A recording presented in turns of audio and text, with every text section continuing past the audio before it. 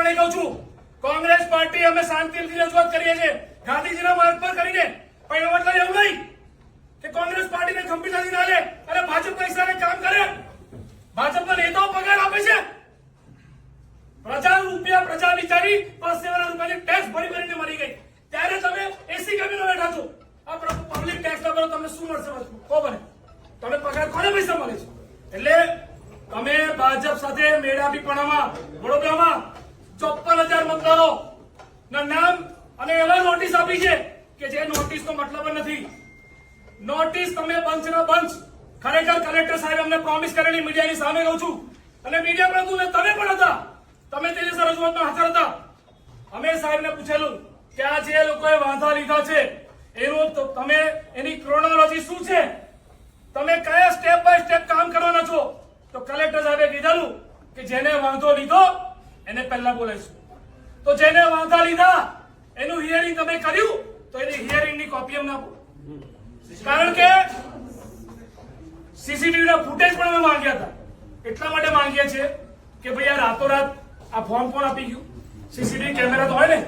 આ વડોદરા શહેરમાં એક બેયરની સામે નાની પત્રિકા બની હતી, ક્રાઇમ બ્રાન્ચ પોલીસ બધા જ કામે લાગી ગયા અને શોધી કાઢ્યું 24 કલાકમાં કે આ પત્રિકા કોને બનાવી. તો આટલા બધા બંચના બંચ રાવપુરામાં 20,000, અકોટામાં 13,000, સયાજીગંજમાં 8,000, વડોદરા સિટીમાં 5,000, માંજલપુરમાં 2,400, આટલા બધા ફોર્મ એ વાંધાદારો આયા તો લાઈનો લાગવી જોઈએ ને.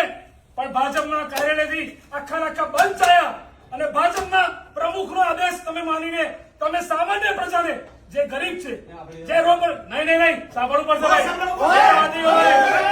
અમે રજૂઆત કરીએ છીએ, તમે સાંભળવું પડશે. તમે કલેક્ટર સાંભળે છે 2 મિનિટ ઉભા રહે. કલેક્ટર સાહેબ 2 મિનિટ. કલેક્ટર વચ્ચે કોઈ નહીં બોલવાનું. કલેક્ટર સાહેબ પણ એવું નથી કહેતા કે ચલો આપી દો આવેદન પત્ર, એટલે તમે સાહેબ કલેક્ટર મોટા છો? અમારી વાત તો સાંભળો. કેમ ના સાંભળો? તમે તો ના પડો બહાર જતો રહીશ, અહીં પૈ જઈશ. તમે આવું ના કીધું કે આવેદન પત્ર આપી દો એટલે અમે નવરા છે, તમે બીસી છો. તમે ફોન તો પૂછ્યું કેમ નહીં? એ તો અમારો માણસ ગયો, તમે ટેલિફોન પૂછી લો ને.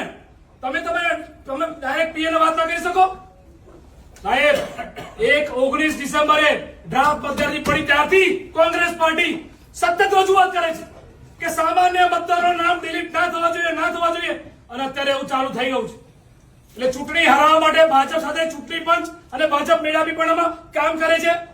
એવું ના હોય તો તમારે આવેદન પત્રમાં લખ્યું છે કે તમારે આ સિસ્ટમ કોણ લાવ્યું? ઇલેક્શન કમિશન કામ કરી રહ્યું છે.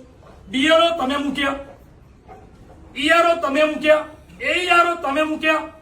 તો બીજેપી ના નેતાઓના નામ સાથે જે વાંધા આવ્યા છે એ ચૂંટણી કમિશન એટલે કે તમારા માણસો પર વાંધા ઉઠક્યા છે. સામાન્ય અવતાર નહીં, કામગીરી તમે કરી એટલે એમને વાંધો તમારી સામે છે.